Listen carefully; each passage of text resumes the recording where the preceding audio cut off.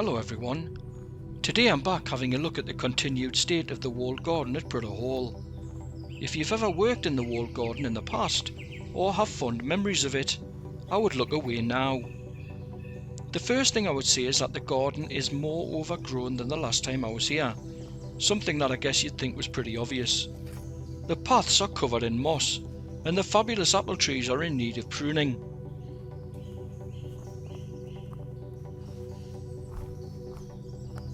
To the left you can see a lot of trees and bushes growing over the wall from the outside, and in some places their roots are compromising the Grade 2 listed brickwork.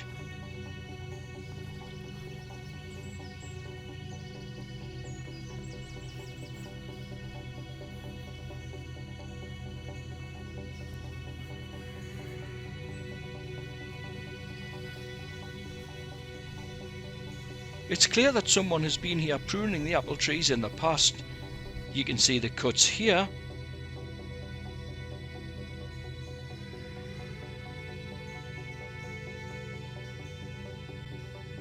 here and below.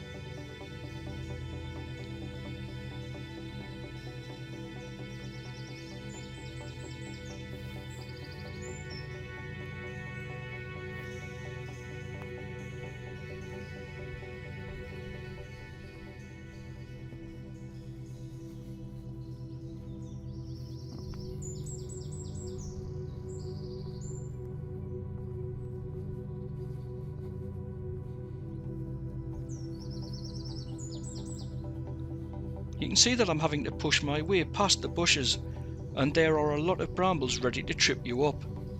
Nevertheless, all of this is cosmetic, and I'm certain that an interested party of volunteers could make some immediate improvements.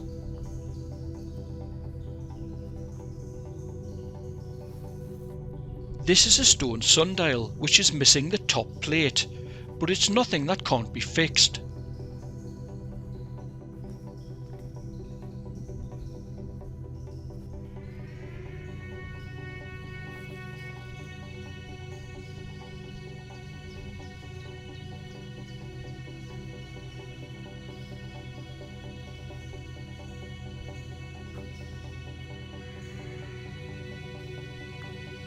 This is the rear entrance to the garden. You can see some debris by the wall in a heap by the gate. This is where people have been climbing over to gain access, and part of the wall has been dislodged as a result. In contrast, the 20-metre long pergola seems to be in remarkably good shape for its age. This is the most overgrown part of the garden. I was doing my best to negotiate my way between the bushes on the left and more apple trees on the right.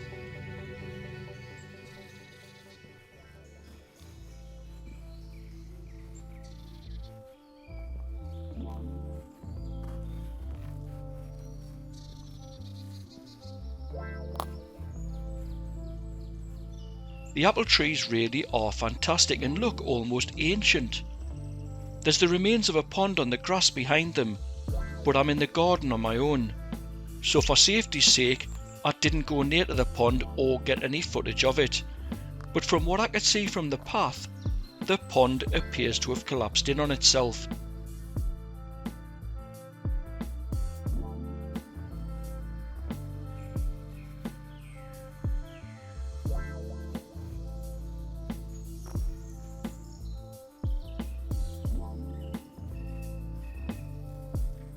At some point in the past the wall has been repaired, as you can see from the lighter coloured courses of brickwork at the top.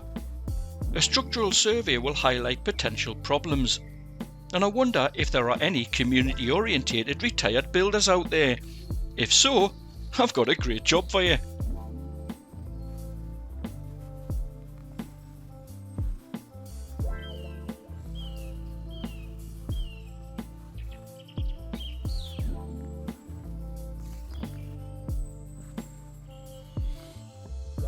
I've checked through the footage of my last visit to the garden, and this pile of clippings wasn't here then.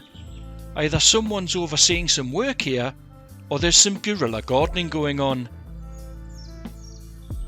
In addition to the wall, the gardener's cottage and greenhouse are included in the Grade 2 listing. It seems strange to me that measures don't appear to have been taken to safeguard the further deterioration of all three, especially when you think of how much effort was taken to keep the buildings of the former hospital site secure.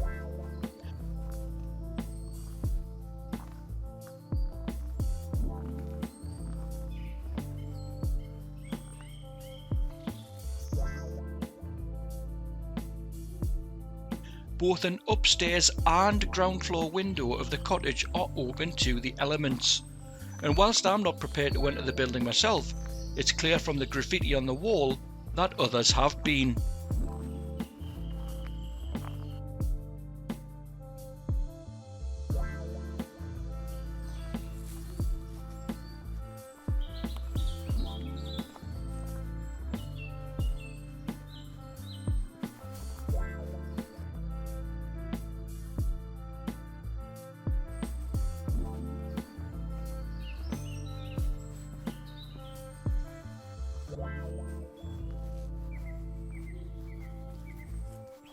The Richardson greenhouses, a work of art in themselves, have clearly seen better days.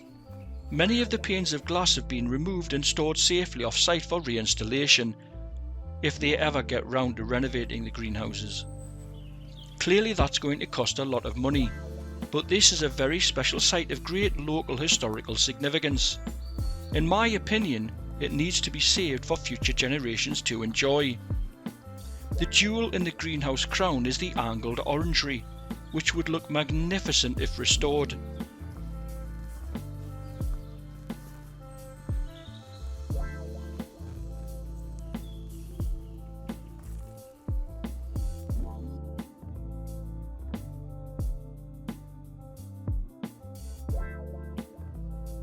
There are 2 wooden benches in the garden, but it was only when I read the plaque on the second bench that it dawned on me just how much this place must have meant to the residents of Prudhoe Hospital and their families back in the day.